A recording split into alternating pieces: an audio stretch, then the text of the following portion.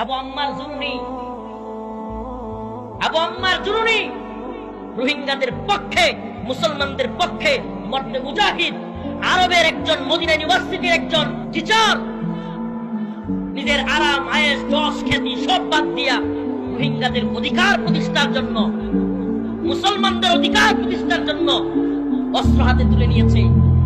৭১ নিজের দেশের পক্ষে যুদ্ধ করবার কারণে মানুষ স্বাধীনতা, পক্ষে থাকবার কারণে সে মুক্তিযোদ্ধা, আর রোহিঙ্গাদের পক্ষে, মুসলমানদের পক্ষে যুদ্ধ করার কারণে আবু আম্মার জুনিনি হয়ে গেছে জঙ্গি সন্ত্রাস। আজকে প্রেস সচিবের ওই বক্তব্যটা যমুনা টেলিভিশন প্রচার করছে।